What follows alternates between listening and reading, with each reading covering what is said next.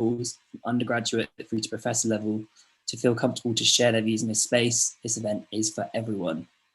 The series will culminate in a large-scale discussion in June 2021, 1 year on for our initial event, to discuss progress and directions for the future. We hope the series will not only serve as primarily informative, but also as an open space to ask questions, challenge our ideas, and collaborate on creating and achieving sustainable goals. This evening, we welcome Professor Frank Keating, a Professor of Social Work and Mental Health in the Department of Social Work at Royal Holloway, University of London, and Rhianna Walcott, an LAHP-funded PhD candidate at King's College London and co-editor of an anthology about BME mental health, The Colour of Madness. Finally, we'll welcome Jacob Diggle, Head of Strategy and Insight at the charity Mind, to provide a response from their organisation on what is said. We invite you all to join the discussion throughout with questions and comments, both in the chat box here in the Zoom meeting, as well as by adding your own ideas for actions that could be taken on our online Padlet page. Over on Padlet, there are 5 categories under the question, how can we make mental health research anti-racist, which are, what can researchers do? What can researchers in leadership positions do? What can research organisations do? What can research funders do? And what can professional bodies do? We would love to hear your thoughts as you have them throughout the evening. Just to make you aware, this evening's event is being recorded and live streamed on YouTube. The recording will be made available to watch and share after the event has finished. I would also like to ask you to keep yourselves on mute while the presentations are going on. If you would like to speak or ask a question, then please write a comment in the chat. Likewise, if you prefer to send your question directly and without sharing with others, please send the question to Jessica Bond, who is helping to collate your questions for our speakers this evening. Please indicate to us if there's a question you would like to ask in person with your mic and camera on. We'll make every effort to ask all of your questions today, but if for some reason we don't get around to asking your question, we can email your question or comment to any of our panel to answer after the event. The chat logs will be retained after the meeting, and all questions will be collated for the final discussion event in June this summer. You can also tweet during or after the event today with the hashtag anti-racist MHResearch. If you're watching via the live stream and there's a question you'd like to ask, you can either add a comment on YouTube or tweet your question with the hashtag and we will ask it for you. Please note that there is a short time delay between the Zoom meeting and the live stream, so your question may take a short time to be seen and answered. Without further delay, I want to welcome our first speaker, Rhianna Walcott. Let me introduce Rhianna to you all. Rhianna Walcott is an LAHP-funded PhD candidate at King's College London, researching Black women's identity formation in digital spaces, and a graduate twice over from the University of Edinburgh. She co-founded projectmyopia.com, a website that promotes inclusivity in academia and decolonised curriculum. She frequently writes about feminism, mental health, race and literature for publications including The Wellcome Collection, The Metro, The Guardian, the BBC, Vice and Dazed.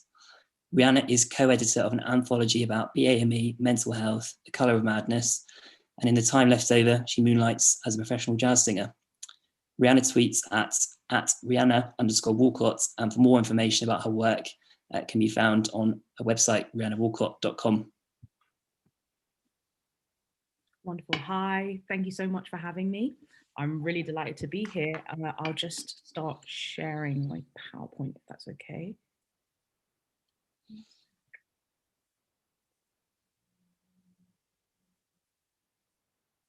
Okay, so hello, I am Rhianna, and today I'd like to talk a little bit about what it would mean to be explicitly and deliberately anti-racist in our approaches to our research.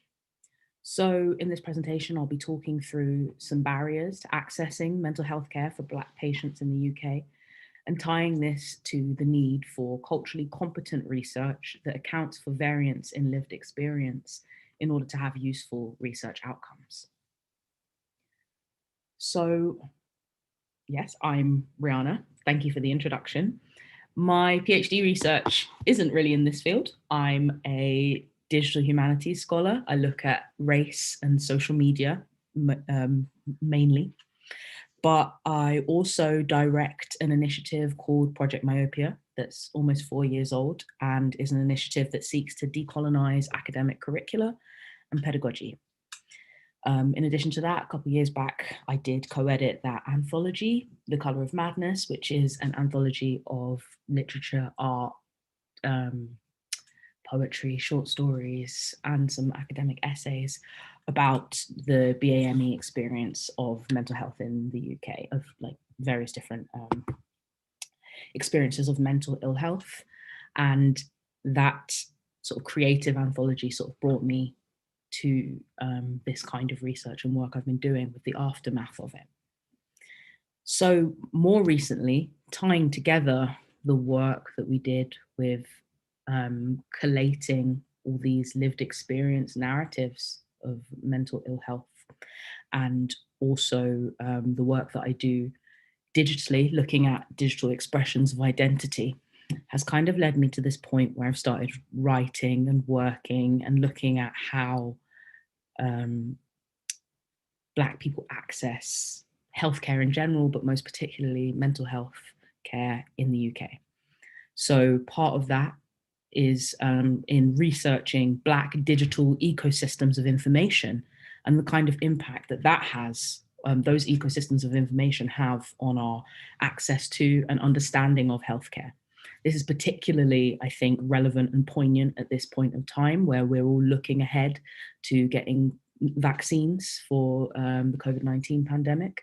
And then you've got, research coming about reluctance in Black communities, but I think is quite understandable, reluctance for people to think about these kinds of, getting the vaccine, etc. I know that personally, on a personal level, I'm having to do a lot of work in my own family and extended family to talk through a lot of people's concerns about the vaccine. Why has it come so quickly?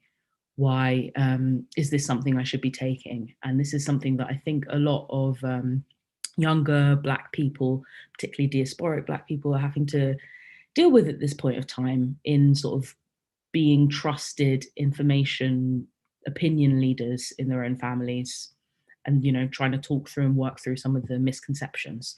So this piece of artwork here is one that my younger sister did, Maya Walcott, and you can see Dr. Auntie sitting there with the WhatsApp misinformation about the virus coming through on her phone and the safety measures that I was sent, repeatedly. This one, gargling with warm salt water kills germs and prevents them from leaking into the lungs. And Vicks Vapor Rub as the cure-all for everything, lemon, honey, and ginger, being told to wrap poultices of onions to your chest so that you don't catch the virus. And these are, there's very real reasons, and I think this is an understudied area where people are kind of disinterested in, the reason why people are, Black communities and BAME communities might have these concerns about the safety of the healthcare that we receive in this country. So, this is something that I have necessarily taken an interest in because it's part of my own lived experience. So thinking about where we stand right now.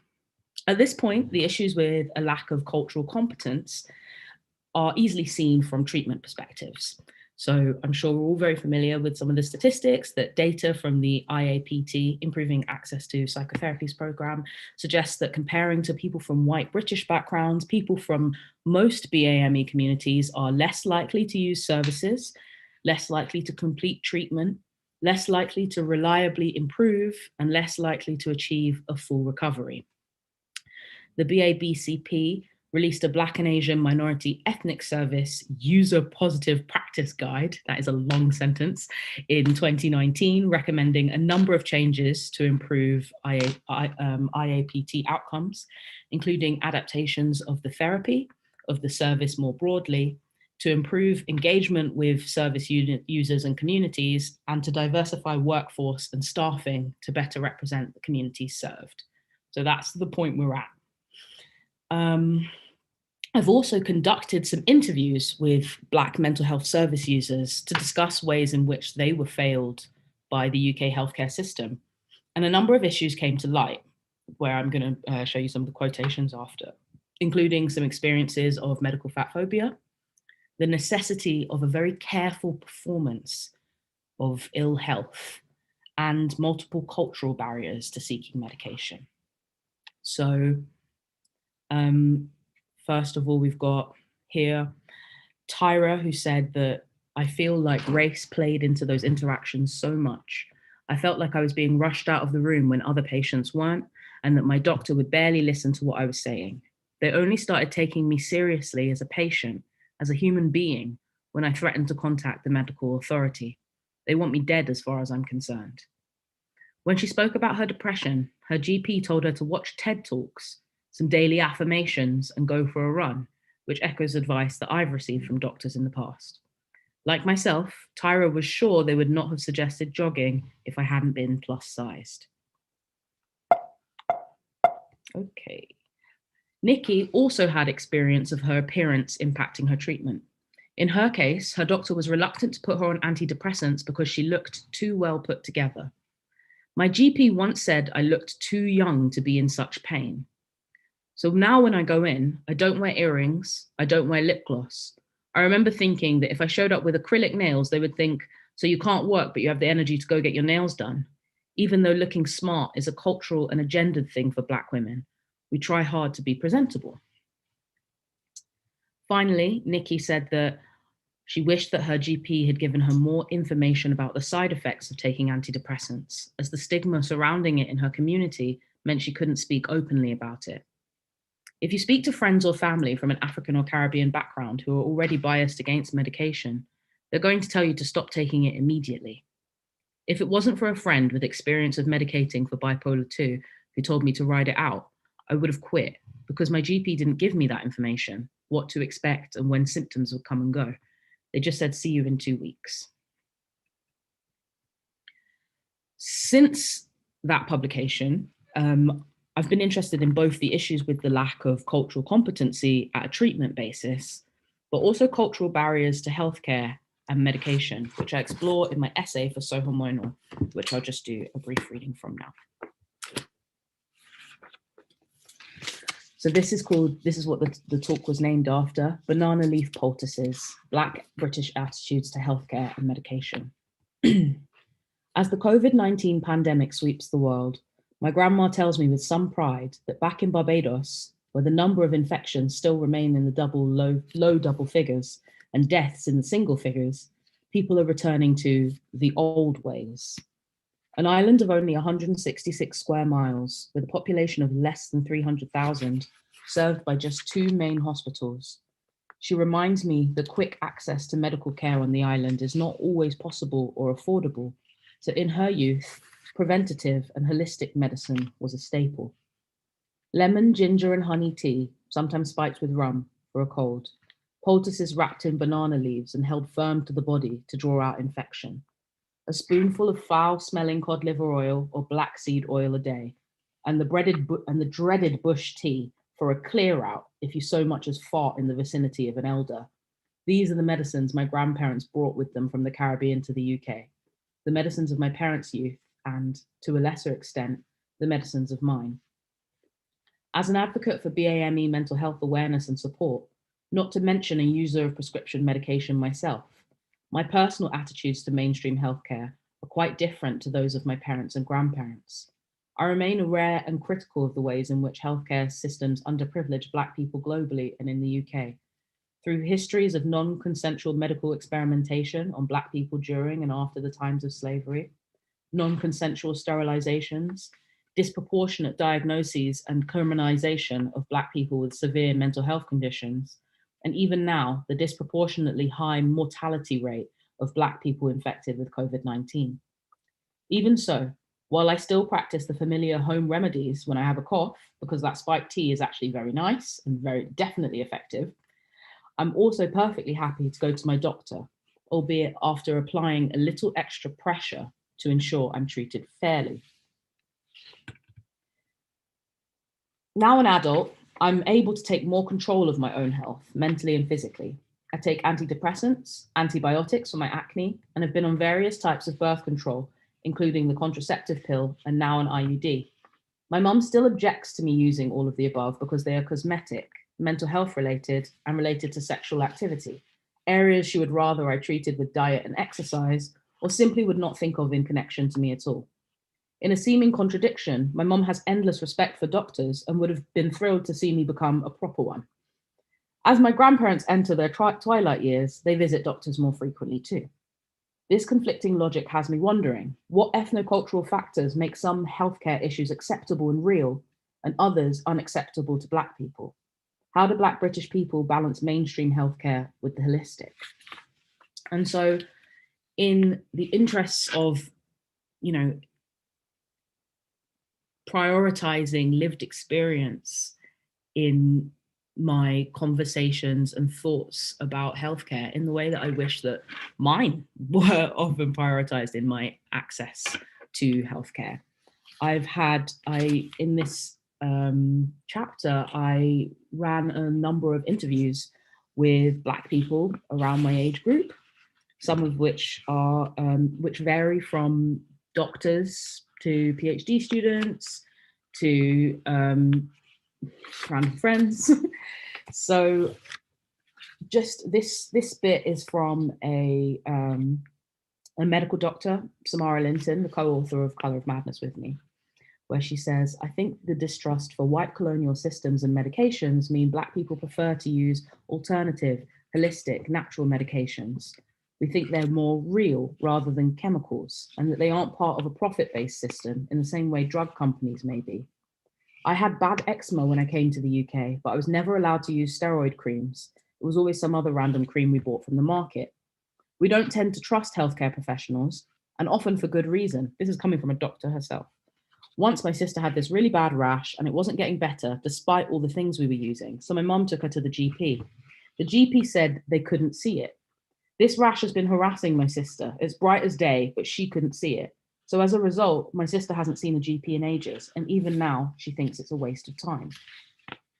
Mary said, I'm the type of person who thinks, let thy food be thy medicine, and thy medicine be thy food. I'm very much in tune with what I put in my body and what effect it has on me. I have a skepticism around big pharma because I'm aware it's a business. In order to keep themselves funded, they need people to be unwell. It's a system. That may be something I've internalized from my family. I'm British-born Ghanaian, and my parents moved from Ghana to here many years ago. One thing that made it quite difficult was that for me, as a PhD student with an insight into what research is like, I'm well aware that Black women like you and I are underrepresented in clinical trials of medicine. So I'm thinking, hold on, there's no guarantee that this will be right for me.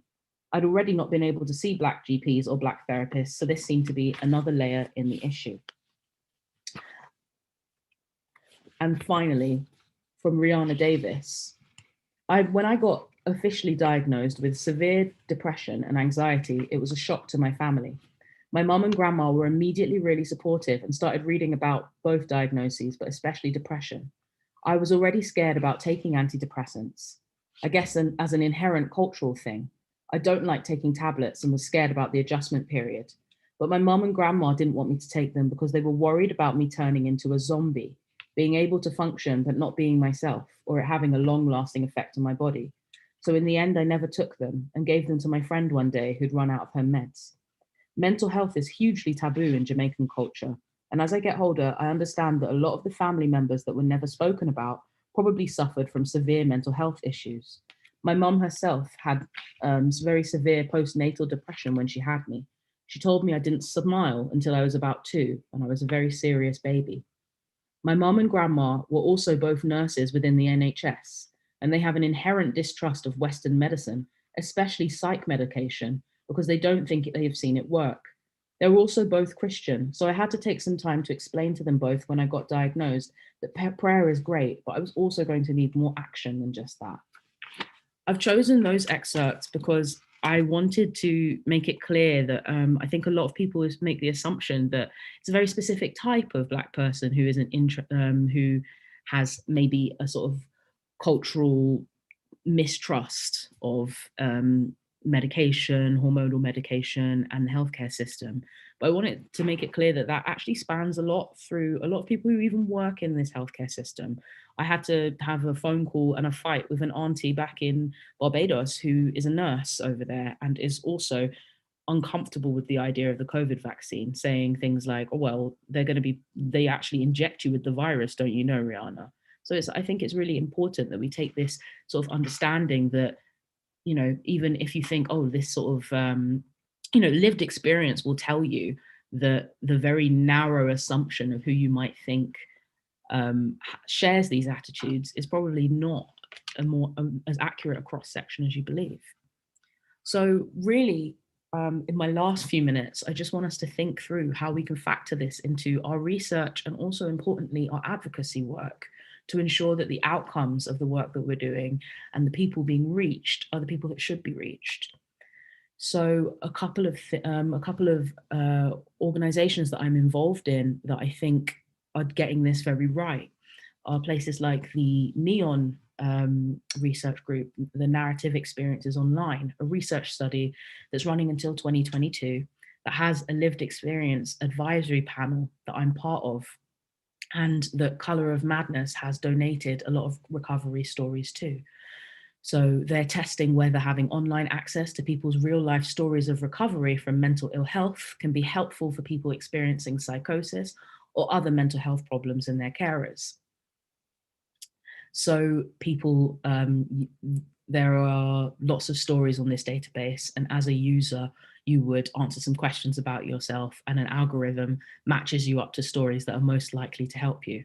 Again, another really useful mixture of my interests between mental health research and the digital.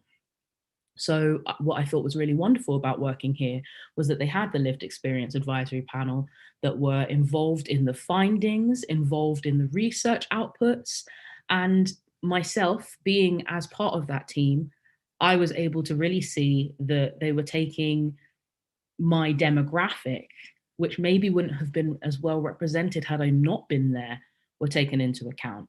They had a lot of people with varying conditions, people from varying ages and demographics. And, you know, being a young Black woman there, a researcher, someone interested in the digital and a avid social media user, I think my perspective really did, I could see the effect of my perspective changing that research study.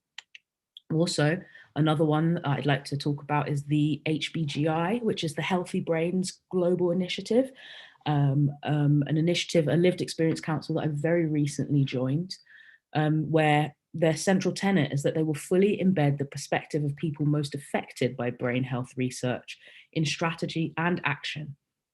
So being a part of this lived experience council has been really important because they understand that there are really great reasons for integrating lived experience into the organization, the research and the research outputs. So both moral, where the people whose research affects should have, who the research affects should have a say in the research conducted. The scientific, which indicates that people, involving people with lived experience will result in better outcomes through more culturally appropriate and relevant research. And then the economic reasons as well of incorporating us. I think that probably just brings us up to time, but yeah, that's all from me. Thank you very much, Rhianna. It was really interesting to hear. I think your quotes from your text there were really well chosen and given us a lot to think about, both in terms of research, but also in terms of the clinical application of that research and how that all feeds in together. So thank you very much for that. That was excellent.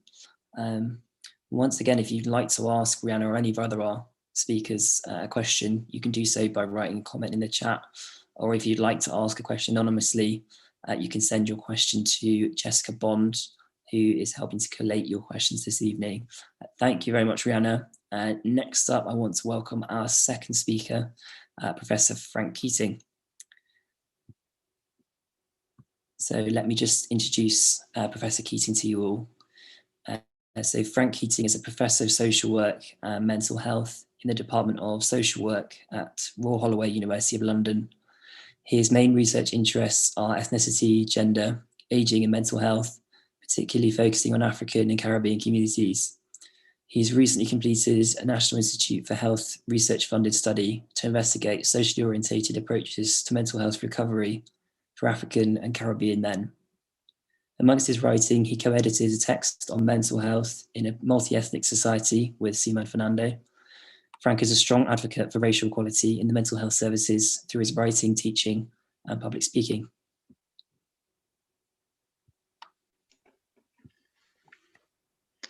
Thank you, Will, and thank you for the invitation. And thank you, Rhianna. That's very powerful presentation and quite hard act to follow. So I'll try. And I'm going to bring my slides up and share the screen. Sorry. Do I have to share the screen first? Yeah, if you try and share your screen, I'll be able to see if it's showing on our end. Yeah, so it should be this one here.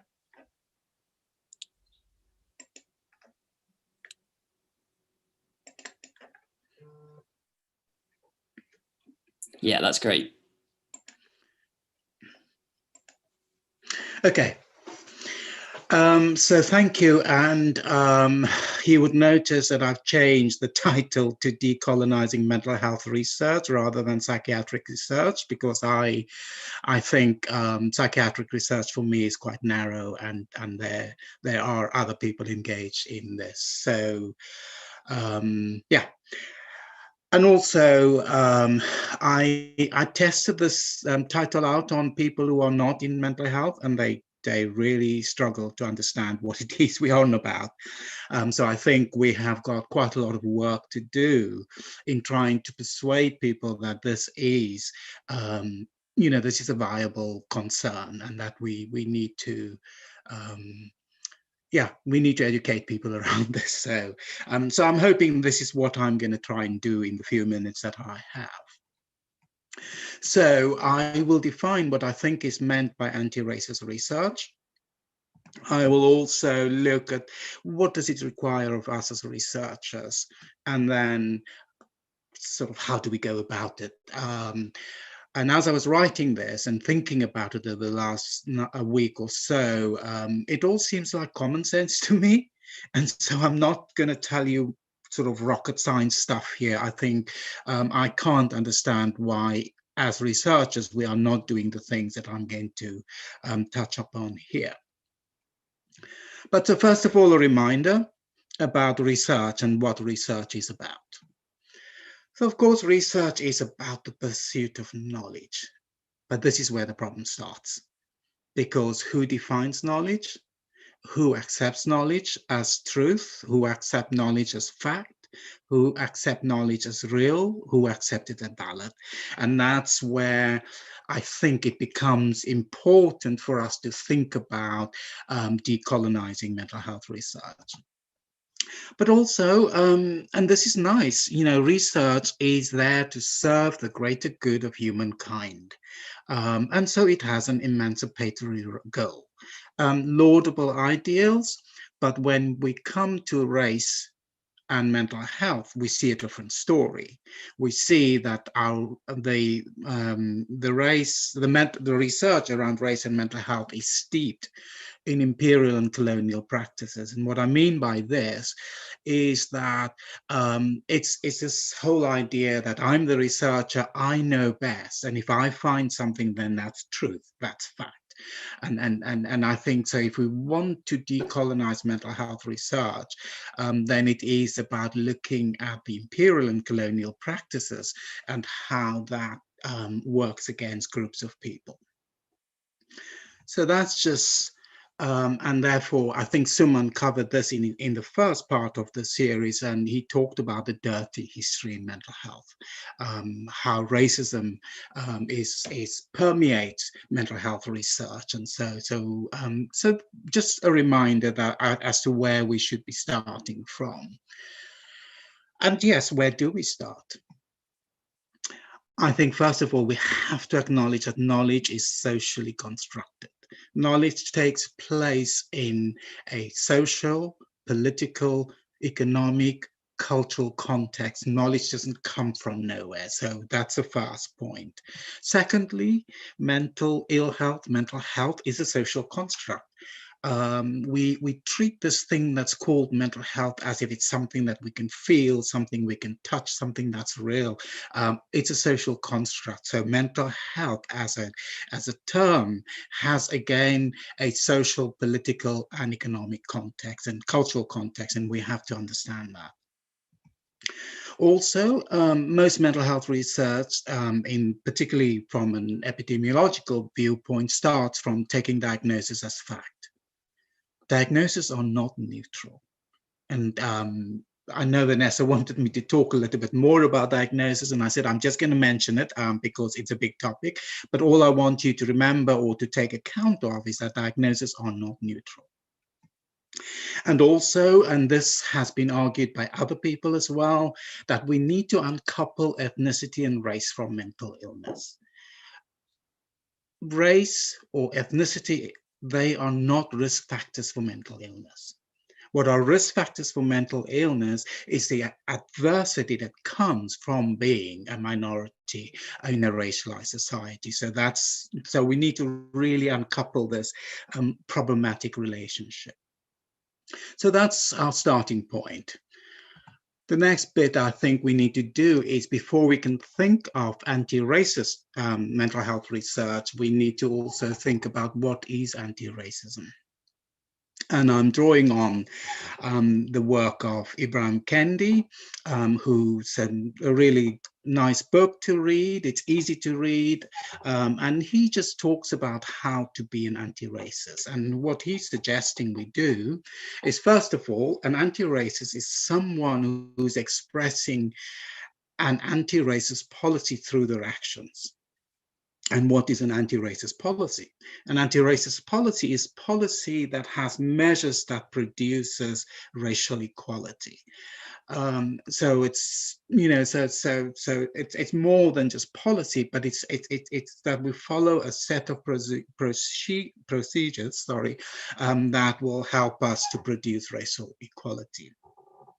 And he makes the next point, which when I first read this, I was a bit flummoxed, because we start to accept inequality as real, as true. And what he says, if we want to be anti-racist, we need to embrace the idea that all ethnic or racial groups are equal. So it's a really important point. And as I say, I struggled with this point, because we start believing that because we are different, then we are not equal. Whereas he says, if you want to be an anti-racist, you have to embrace the idea that all groups are equal.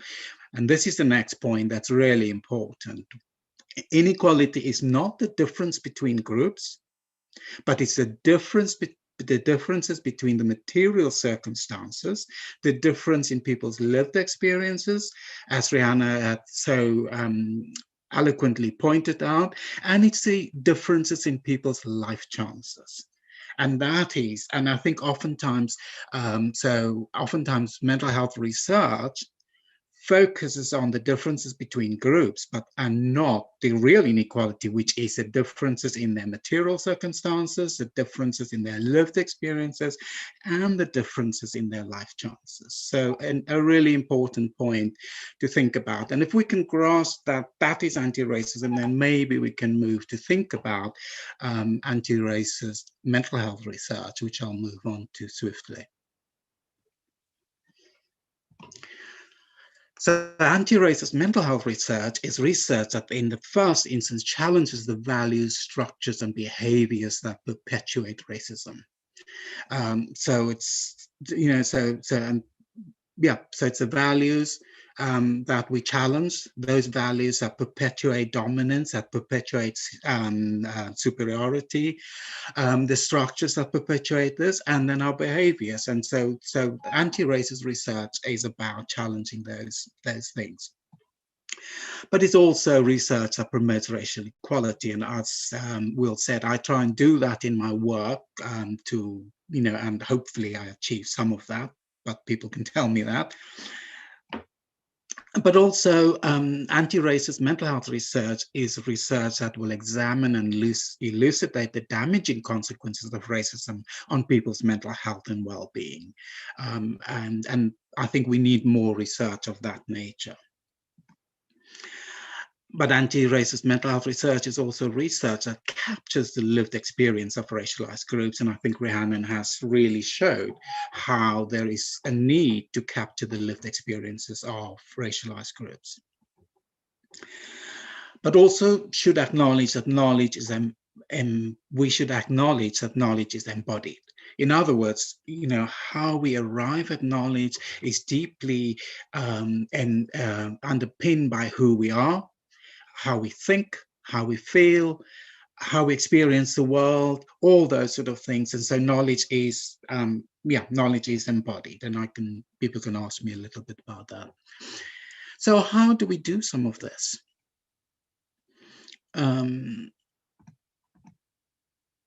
First of all, and I draw this from the disability rights movement, which says nothing about us without us. And so if you are going to do anti-racist mental health research, then it should be in collaboration with those communities that you are researching. So nothing about us without us. You need to be asking the right questions. And I was pleased to hear Rhianna talk about the anti-vax propaganda in the Black minority ethnic community.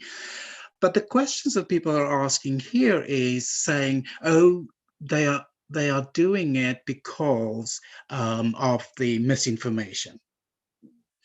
Nobody's really looking at the reasons why, and I'm not justifying this, but we need to look for other questions, for other answers. And nobody's actually reflecting on the fact that Black people have a long-standing history of mistrust of our institutions. And so the mistrust around the vaccine at the moment is underpinned by this long history of mistrust. So it's not just the misinformation. And so if we don't ask the right question, and then we will not get to the right answer. So the answer is we blame the communities for not taking the vaccine because it's a good thing, but we are not looking at what underpins this. And so what we need to do is how can we then regain or rebuild the trust that we don't have at the moment. I think it's also, I've always argued that any research that is not embracing anti-racism is unethical research. And so we need to be explicit about our theoretical assumptions, we need to be explicit about our frameworks, and we need to be explicit about the methodologies. And co-production is key. In the project that Will mention that I've done with the looking at recovery in African Caribbean men, we co-produced the findings with the men who participated in the interviews, and they produced stories that spoke about their lives, spoke about their interests, spoke about their concerns. And we need to appreciate the role of interlocking oppressions, because ethnicity is only one dimension of people's experience. There are other experiences, and they're all interlocked. And we need to understand how structural racism impacts the lives of people. And I'll give you 3 examples of how we can begin to understand the impact of structural racism on the lives of people. For me, there are 4 underlying processes. There's the institutional racism, which I will not talk about. There's racial weathering, there's social suffering, there's social defeat. And I think if we can understand these processes in how we do research, then hopefully we can have a better understanding of the issues that racialized groups face. So let's look at racial weathering.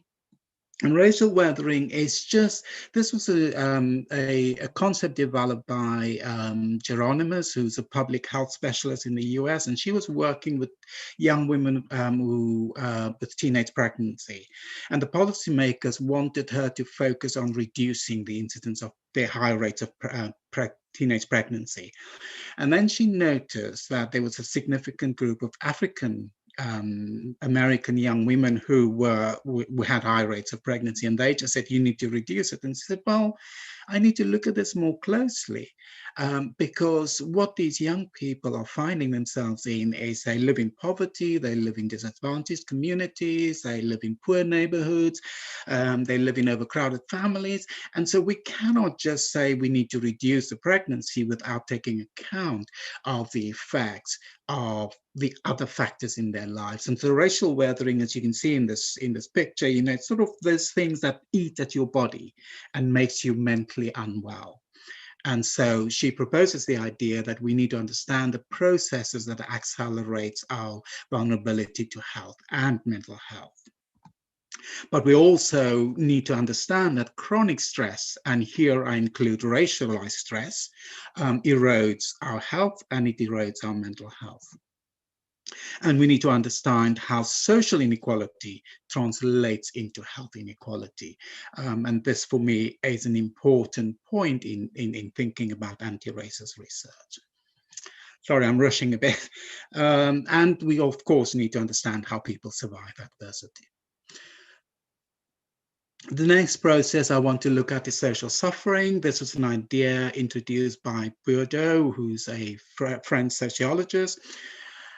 And he says, you know, when we want to understand people's experiences, then we need to look at the pain and suffering caused by social forces. So our institutions, our structures, and the suffering that arises from that for people, we need to understand. We also need to understand the interpersonal experience of suffering, so how the suffering by social forces, how that affects people's lives. And we need to also look, and this for me is quite important, we need to look at the contribution that society and its institutions make to the worsening of social and health problems, so particularly talking about anti-racist research. And this, again, he says, social suffering indicates that political, economic, social, and medical issues are inseparable. So we cannot just look at medical issues in isolation of the political, economic, and social issues. The next one is social defeat. And social defeat is just that, where people have reached the end of the line and they don't know what to do anymore. So increased feelings of exclusion, continuous discrimination, and hostile attitudes and interactions. And these things, I think, are cumulative and they work all together. And so if we cannot use our research to elucidate this, to highlight this, then I think that is not anti-racist research. So how do we translate all of this into practice? We need to adopt a relational approach and not this researcher up there and the research participant down here. There needs to be, you know, we need to engage in relationships with people if we're going to do some research with them. And we also need to understand that there are multiple ways of knowing. And we also need to understand that our identities as researchers, they are important and they will have an impact on how we research. And we need to negotiate issues of power and control. But we also need to use our privilege, and that includes white privilege, to advance the plight of racialized groups. I think that was what I was going to say. I'm sorry I went quick, but just finally, I want to say anti-racist research is about making the views of racialized groups count and acknowledge that our lives matter. Thank you for listening. Frank, thank you very much for all of that. That was really interesting to see how you've put those into kind of clearer defined categories of ways of approaching this issue, as well as offering some kind of ideas and some ways that we can move forward, and some key principles, which is going to be really important throughout this series, I think. So thank you very much. Remember, if you'd like to ask Frank a question, or any of our speakers a question, you can do so by writing a comment in the chat. Or if you'd like to ask a question anonymously to any of our speakers, you can do that by sending your question to Jessica Bond, who is helping to collate your questions this evening. So Frank, thank you very much for that. Finally, I want to welcome our organisation representative, Jacob Diggle. Let me introduce Jacob to you all. Jacob Diggle is the head of strategy and insight at the charity Mind. Jacob oversees Mind's research, evaluation, and strategy development work. He's recently led the development of Mind's new strategy, which will be launched in May 2021.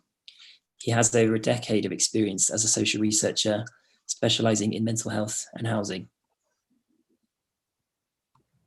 Thank you very much, and good evening, everyone. It's a real pleasure to be here with you talking about this really important topic.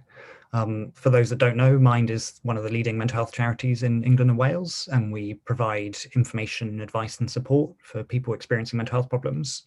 We also conduct research and we try to influence and shape policy that affects the lives of people with mental health problems.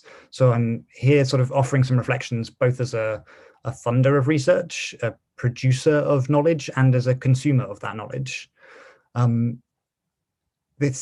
I thought it was really important to be here today and be part of this conversation, not least of which, as the really powerful case set out by Rhianna, for the moral, scientific and economic argument for sharing power in the research process and recognizing the value of lived experience. I think her talk really highlighted an important thing, which is that this is not a theoretical discussion. Structural racism in mental health research has a devastating impact on people's lives right now. And we can't, when seeking to produce new knowledge, ignore what we know, which is the long history of abuse, coercion, and betrayal of trust in the mental health system, including mental health research. We are living the product of that. And so moving forward, we have to acknowledge that. And as Frank highlighted so effectively, knowledge is socially constructed, and the concepts that we use, like mental health diagnoses, are not neutral. Researchers aren't neutral either. And within mental health research in particular, the researcher is so often the data collection tool, the analytical tool. And so representation and reflexivity is key, because we are shaping, as mental health researchers, the knowledge that is produced and passing that through our own lenses, biases, blind spots. When we think about the challenges of anti-racist research, we're often thinking about how do we make the research design better or more inclusive. But I'd put a challenge to us that we need to think earlier in the system. We need to consider the power dynamics in who gets trained to be a mental health researcher, who gets promoted, who gets recognized, who gets funded, and then what is the research that gets designed, how they collect the data, how it gets analyzed, how it gets reported, how the insights are shared, who gets contribution and recognition for the knowledge that they're producing, rather than that knowledge being co-opted by others, the hard work, the decades of hard work and hard thinking done by scholars from racialized communities that often get co-opted by others without recognition. So we have to recognize those power dynamics throughout the system if we're going to truly make an anti-racist research culture. At Mind, we have made a commitment to become a truly anti-racist organization. And implicit in that commitment is a recognition that we are not an anti-racist organization at the moment. We are falling short and we need to do better. And that's been a really difficult conversation for us to have as a charity, because we see ourselves as a force driving forward positive changes on people's lives, tackling injustices. But we also have to confront the role that we as a mental health charity have played in perpetuating injustices and in getting in the way of creating a truly anti-racist mental health system. So we have to recognize that, but we also need to change and do better. And in doing so, we need to amplify the voices of people who've been marginalized and dismissed. And in doing so, in the past, we've maybe been guilty of paternalism and speaking on people's behalf. What we need to do is share the microphone rather than speak for people. So I just wanted to quickly talk about some of the actions that we're taking to try and make this commitment to becoming an anti-racist organization real, and how we applying that to the research work in particular. The first of those is naming it and being honest and setting some clear standards that we want to be held accountable to. Critically, we need to diversify our staff and, really importantly, our leadership, because as we have just talked about, the researcher is so key in this, and we're a long way from that. We need to invite challenge from really expert voices. Recently, we had that from Professor Dawn Edge, and events like this are a core part of that too. We also need to use our power and our financial resources and our influence as a leading charity to build more equitable partnerships and open doors for organisations that have too often been shut out and ignored, rather than taking on that space ourselves. And that needs to be backed up with adequate funding. And we really want to prioritise those partnerships with organisations led by and for racialised communities, both within the research space and more broadly. We need to try and use, again, our influence and our funding to maximise opportunities for peer and survivor research. And importantly, and I know it's an issue that is really close to the heart of the McPinn Foundation, creating career pathways for those peer researchers as well, rather than one-off opportunities. We are also committing funding to improve, through research, the understanding of racialized communities' preferences for future support, rather than assuming what people want and trying to deliver that. And that research agenda is moving at pace. And then also transparently reporting on the reach and outcomes by ethnicity for all of our services. So holding ourselves accountable to the standards that we want the wider mental health system to uphold. So it's just a flavour of some of the things that we're doing as one organisation, trying to play our part. We're definitely at an early stage of this journey and we need to do a lot better. But it's been a real pleasure to be part of this conversation, listening from such expert perspectives. I've certainly learned a lot already, and I'm looking forward to taking part in the discussion. Great, thank you so much, Jacob. It's really great to have you here representing such a huge kind of player in the mental health charity scene, I guess, and really interesting to hear such honest comments and thinking about those commitments going forwards. And thank you very much for being here as well. It's really great to have you being part of the event. And thank you to everyone who's spoken so far this evening. So we're going to now have a bit of a discussion using questions that have come up from this evening, as well as some other questions that have been other themes that have been asked at the previous event. If during the discussion you have a question or you want to add something, you can put it in the chat and get yourself involved there as well. That would be great. I'm going to pass over to Jess, who's been collating questions for this evening. Hi everybody, thank you for the questions that you've already put in the chat and the ones that are coming through thick and fast now, so I will try and keep up with those as we go. But I think first of all, I think I'm going to give you two questions, Will, actually, one from an audience member and then one that was raised a lot last time, and I think Frank tapped into that. So I think first of all, we have a question from Paul Graham, and I think in a minute it would be great if, Paul, you could unmute yourself and ask your question about how to tackle the subconscious racism. But before we go to Paul, I would just like to, I think, Frank, you talked about the need to understand interlocking oppressions, and there were quite a few questions from our last webinar about kind of how to do intersectional research and questions about how to kind of take account of class, particularly in the conversation about decolonising mental health research. So I wondered whether maybe after Paul's question, both Rhianna and Frank, you would like to kind of address intersectionality in mental health research, and perhaps from the point of view of, like, you know, if you're designing a research study or supervising it, like how would you go about kind of putting that lens on it? So kind of thinking as practically as possible. But yeah, if Paul Graham wants to unmute himself and ask your question, then the floor is yours. And where you are. Right. Thank you, Jessica. I'll just try and explain a little bit who I am. I recently got involved with Lancaster University Public Involvement Network. So I was at a similar event to this on anti-racism with them. And one thing I opened up about something that I'd done recently. I don't consider myself to be racist, but about a month or so ago, I was having a telephone conversation with somebody, and I was on this. It went on for quite a while, and then towards the end of the telephone conversation, I said, "Oh, can I just ask you what your name is?" And I got in my head that I was speaking to a white man, and then he said his name was Azar. And I paused. Now, that's awful. Why should I pause? He's just said his name, and then I've suddenly gone, oh, he's an Asian. And that is subconscious racism.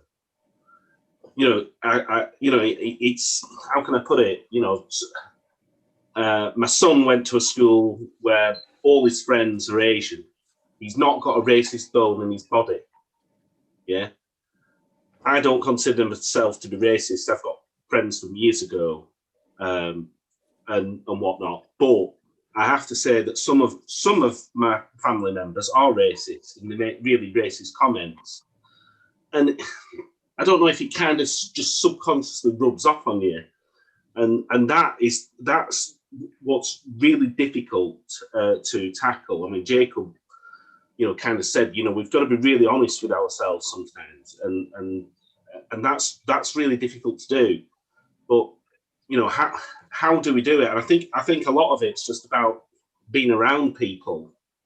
I've talked about this in the past, where in terms of attitudes to sexuality. My wife was mentored by somebody who was a homosexual man, and I had some quite, wrong opinions, but we became friends with him and his now husband, and I'm not after it's changed my attitude. So I think that's what it's. Anyway, I'll shut up now. Did you have something specific you wanted to ask in addition to your experience, Paul? What I'm asking is, and I think I'm almost answering it at the same time, but what I'm asking is, how do we tackle that subconscious racism? Yeah, I don't consider myself to be racist, but I was only a few weeks ago. Okay, sure. And Rhianna, do you have any thoughts on Paul's experience and on his very honest kind of comments on what's happened? Frank, you will. Rhianna, do you have anything? Yeah. All right, cool. So, first of all, I mean, I guess I'd like to just clarify that being aware of racial difference isn't racist as well. That's not in and of itself a racist action to notice that someone else is from a different ethnicity. So I guess I wouldn't worry too much about that one. But yeah, that's a good book that someone's just quoted there in the chat as well. Why I No Longer Talk to White People About Race by Rhianna Lodge, a classic. But I would say that I don't think that there is. I think being aware of racial difference isn't necessarily the problem. I also find it, I guess, as someone who has made a long, as a matter of safety and comfort in a large part of ways as well, I do sometimes not enjoy conversation. Just to riff on the topic of that book, I don't necessarily enjoy conversations where I am explaining lived experience to white people. So I would recommend not tracking down a person of color to talk to about it. But instead familiarizing yourself with things like that. There are a lot of wonderful books on the market at this moment in time that are talking about anti-racist work, and I've got friends publishing them right now. I would keep an eye out for Jade Bentel's book that's coming out next in 2022, called Rebel Citizen, which is about Black post-war narratives of being in the UK and things like that. But again, I would just stress that I think understanding that, I mean, I guess the thing that's really interesting as well about what you just said there, Paul, was that it didn't, I guess I was confused by the end of what you were saying. I was wondering how that, what that impacts, noticing that, sorry, I can't help but think about this in very academic terms, what impact noticing the other had for you. Do you know what I mean? Like, at what point did, what happened when that person became other in your mind? Like, what about that has struck you at this point? And not to turn this into a confessional or anything like that, but just like, I wonder at what point that made a difference to your conversation. And, I think that would be something interesting to think about for yourself. And, for anyone else who is thinking about issues like this, like, at what point does a person become other, and what does that mean, and what would that mean in terms of the sort of practice that you do in terms of like healthcare support or research? What happens? That this all comes back to, again, what Frank was talking about in his talk about researcher positionality and our positionality. If you were aware of yourself in that moment as, I am white and he is not, I am self and he is other, I think that's a really interesting point to be at, to begin that, to begin this conversation, because there's nothing inherently wrong in and of itself of, being aware that you're white. I'm constantly aware that I'm Black. I'm very aware that I'm Black and woman and queer and fat. Like, it's all of these things, and all of these things are constantly on my mind, especially in this conversation, as what I believe we're about to start talking about afterwards, being talking about intersectionality. And yeah, I think an awareness of how that makes you move through the world and how that makes other people move through the world is something that we all have a responsibility to think about. So that's my long-winded response to that. No, that's great. And I think you're drawing on awareness there, and I think that's in many issues, I guess the first step is the awareness, and then it's what can you do about that. But I think, as you've indicated, awareness is definitely the first step, and certainly for many white people is thinking about that and taking that on board. And we've usually spoken about other here. I mean, the idea of it being other versus, where the centre ground lies. I think people will start to think about that, as you indicated, is certainly the first step. Frank, do you have any comments on how we can tackle unconscious bias in terms of generally, or in terms of research, or? Well, I think the first point that I would say is, I don't want to individualize this. Because for me, the issues are around the structural racism, the systemic racism. And those things are far more damaging than the issue. I think Paul is brave to raise that issue in this forum, but I'm not. I'm not interested in identifying the individual races, because that's not going to change our society. The stuff that I'm concerned about, and I hope other people are, is about the structural issues, the systemic issues, and how we can address those and how we can challenge those. And so, and this brings me to this point about, people are jumping on a bandwagon of unconscious bias training. I've been to unconscious bias training, and the R word wasn't mentioned in it. So, so I think we were taking on things that pushes the issue under the carpet. And so I really I'm not interested in individualizing this, but I'm interested in how we contribute and how we sustain the institutional practices that works against people. So yeah, that's all I wanted to say.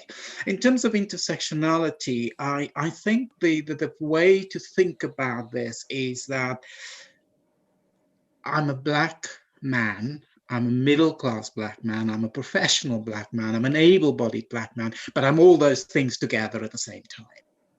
I'm not Black at one moment and then a man at the next moment. I'm all those things together at the same time. And that's, for me, probably the simplest way to understand intersectionality, is that, so if we can see how the different dimensions of people's identity are intertwined, interconnect, how they inform and re-inform each other, because how I think as a Black man is informed by how I think as a man.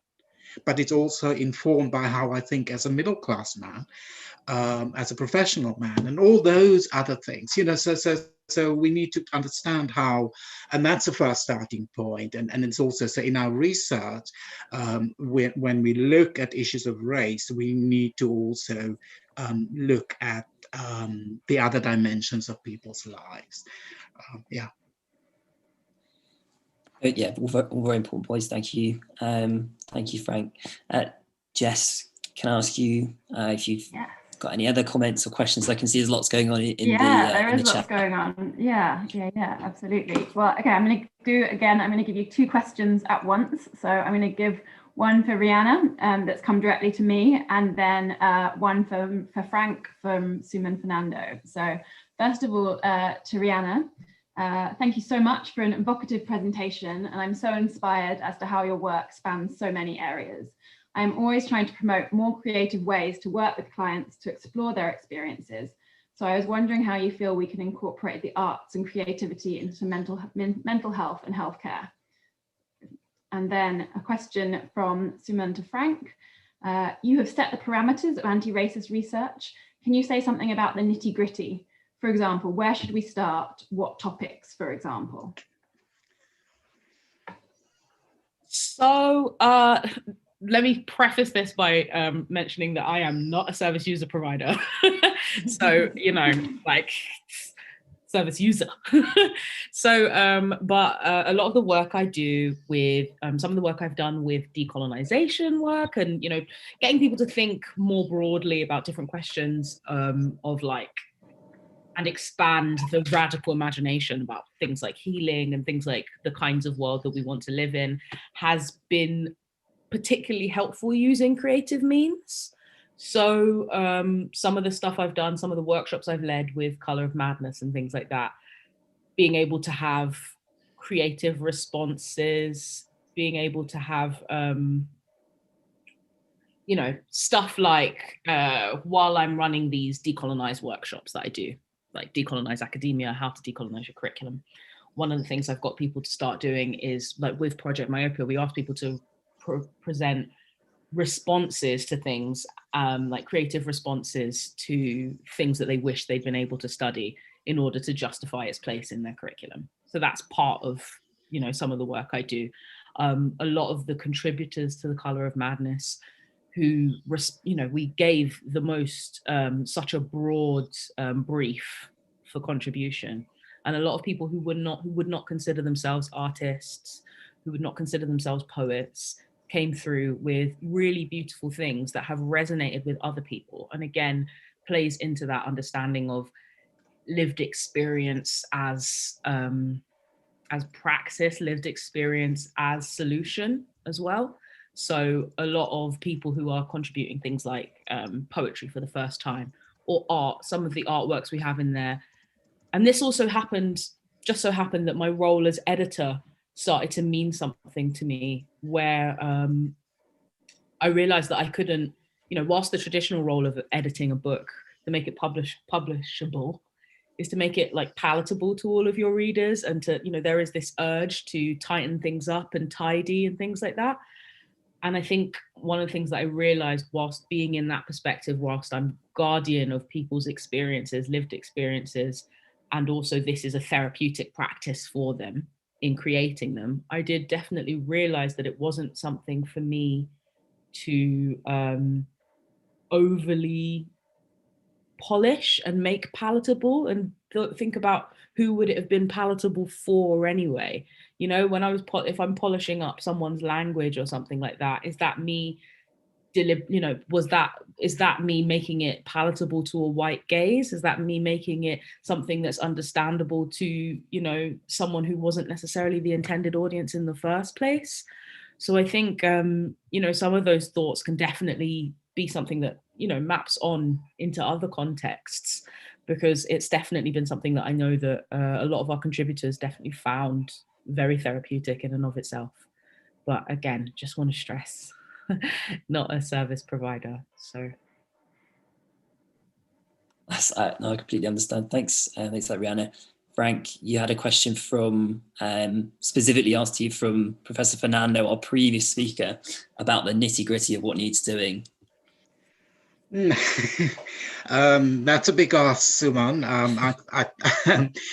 but I would say the first thing to do is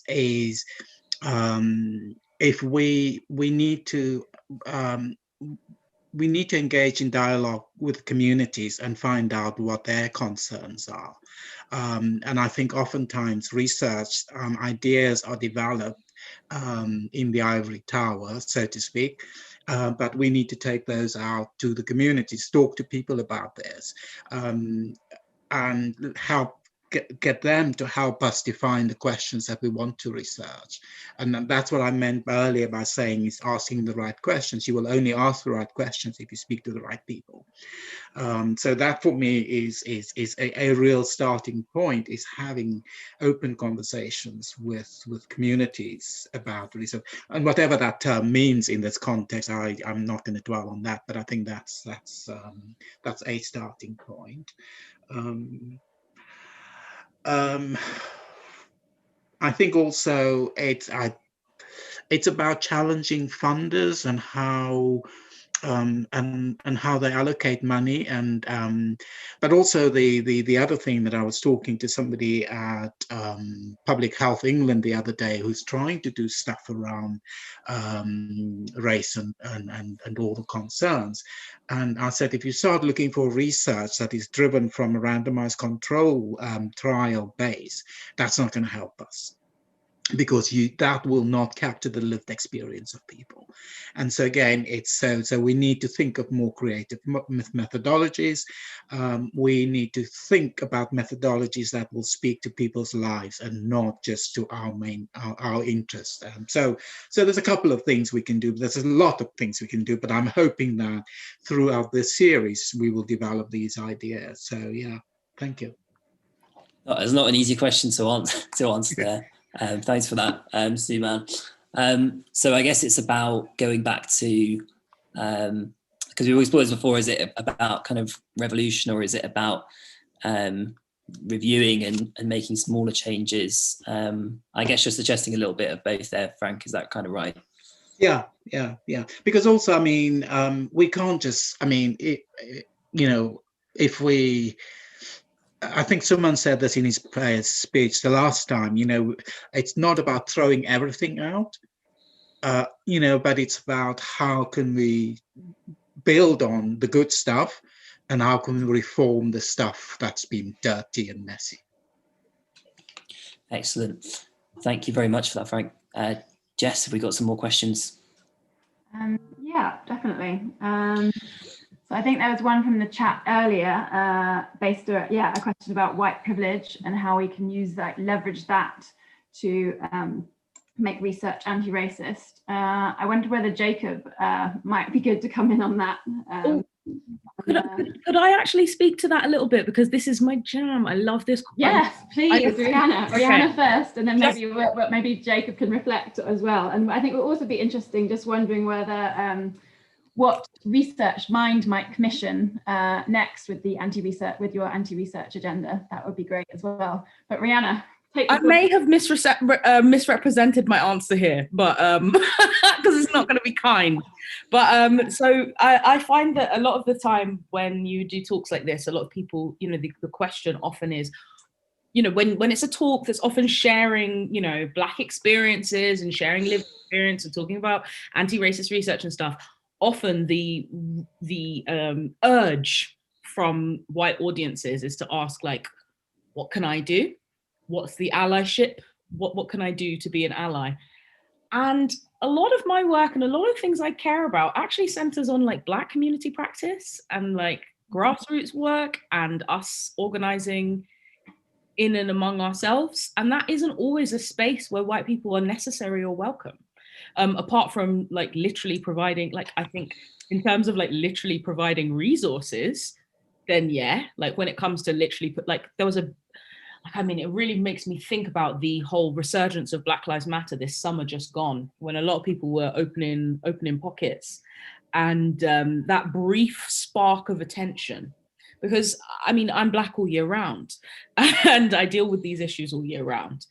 But this summer just gone was suddenly a time when all these different organizations that I'm part of or watching realized that it was now or never. We need to make our GoFundMes at this moment in time, because right now white guilt is at a premium. And it was very interesting to see the literal, like the speed at which that happened, and also the sort of the discussion around that, the discourse at that moment.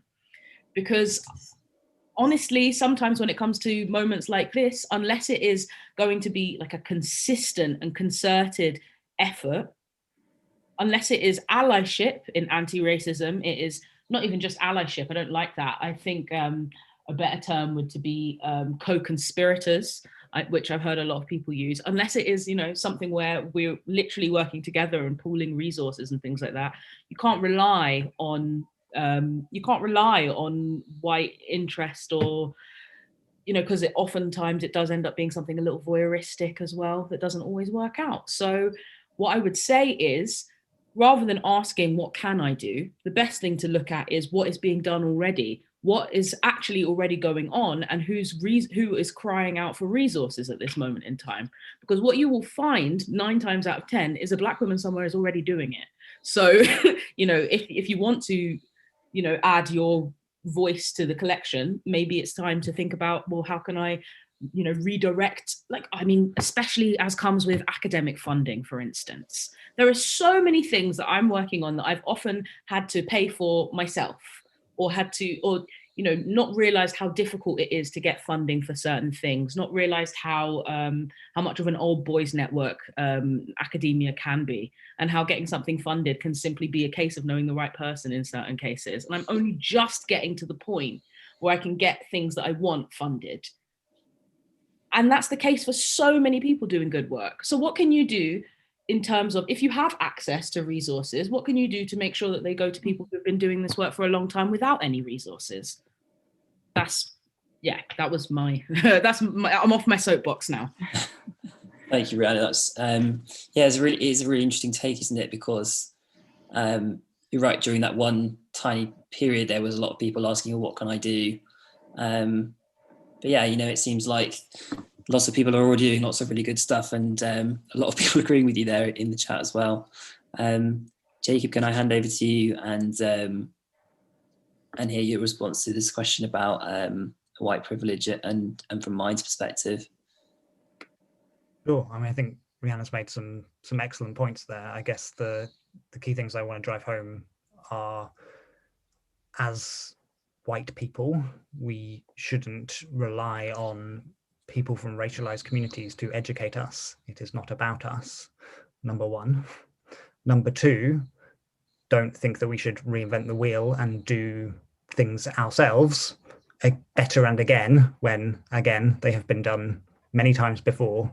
And just because you may be encountering anti-racist theory or thinking about how to decolonize the mental health system, and you've been encountering that in the last 6 months, doesn't mean there's not 60, 90, 150 years worth of deep scholarship and deep thinking in these areas that we need to learn from.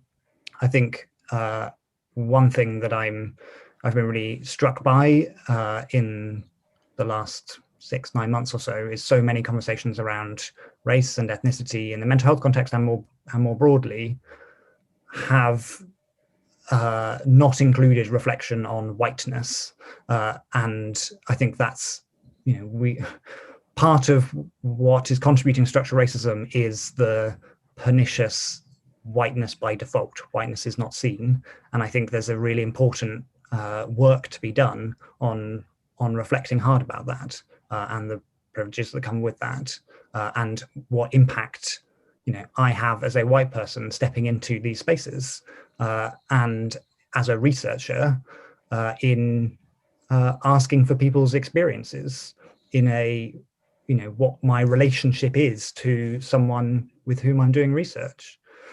So that's, you know, those are some of the key points I'd make. I guess as an organization, we are, as Mind, really conscious that we are a predominantly, overwhelmingly white-led organization, and we are better serving white people than we are serving racialized communities.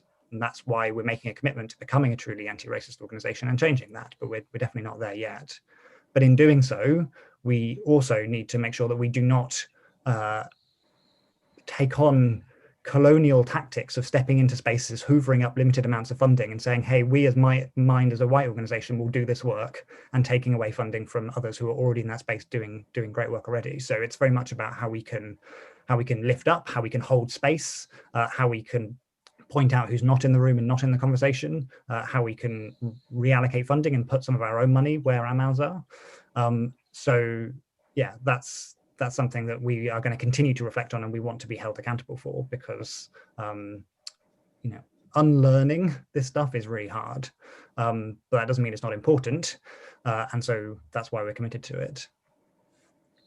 That's excellent. And Jacob, just wondering if you're at the stage yet with Mind where you've started to have those conversations about certain groups or projects that could be funded based on this new commitment to anti-racism. Are there things that you've got in mind that you'd like to see put more funding into?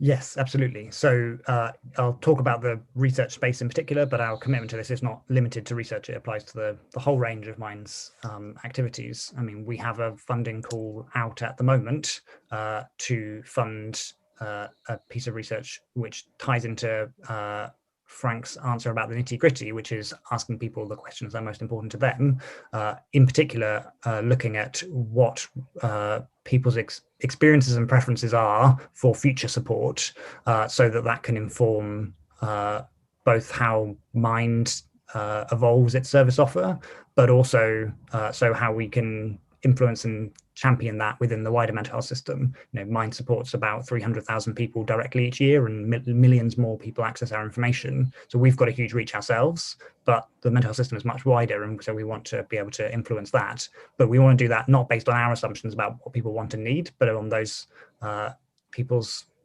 own voices and experience and expertise. So that's the first step. We've got a whole range of other programs and services in this area, which we can provide some links to the information on our website for that as well. That's great. Apologies for putting you on the spot there, Jacob. It was really interesting to hear what big organisations are doing in response to all this as well. We are coming towards the end at 7 o'clock this evening of what we wanted to discuss. There's still people talking in the chat, which is great. I just wonder, Rhianna and Frank, do you have any closing thoughts, or do you have any anything that you'd like to finish up with before we close?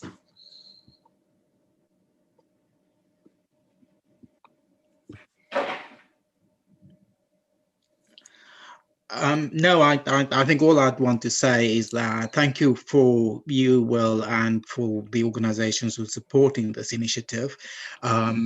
It's an important conversation to have, and I think we need to continue the conversation. And yeah, and I was pleased to contribute, and I hope it was helpful. Yes, absolutely.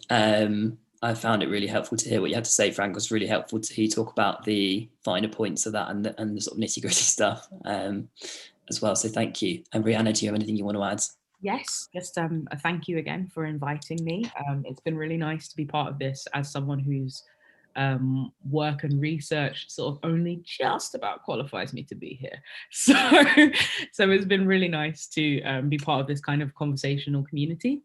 And yeah, I just want to say to everyone in the audience as well that there are plenty of really wonderful people to follow doing this work, depending on, and again, I would urge everyone, as Frank said, to take your own positionality into account when you do follow these people, when you do think about having these kinds of conversations, and be sure that if you're in certain spaces that are there just to listen, then listen and do it unobtrusively, and don't center yourself in it. And if you're in places to participate, then participate with all the honesty and candidness that you can muster. So thanks so much for that. And yeah, if you are interested in any of those things, do feel free to follow me, and I signal on Twitter, and I signal boost a lot of them quite often. So Thank you very much. Yeah, we can make sure we share your social media links and any ways to contact you afterwards as well. We will be sending around an email this evening with the link to the next event, which is coming up next month. So thank you very much for being part of today's discussion, both here on Zoom and those watching via the live stream. A special thank you once again to Professor Keating and Rhianna Walcott for their offering their thoughts and words during the session today, and of course to Jacob Diggle, who spoke on behalf of the charity Mind. We will be sharing the recordings from today's session with you all very shortly. Today's session was the second of our monthly series, How to be an Anti-Racist Mental Health Researcher. So please do join us for the third event on Tuesday, the 9th of March at 5:30 p.m, where we'll welcome Colin King and Doreen Joseph to discuss anti-racism through the lens of survivor research. We encourage you to join the conversation by adding to our Padlet page with your own suggestions of what mental health research can do to be anti-racist, as well as by contributing to or reading from our open list of resources. If you'd like to be involved in future events in the series, either as a speaker or in another capacity, feel free to email us at our email address, livepsych@society.liverpoolguild.org. Thank you very much to everyone for being here and for taking part.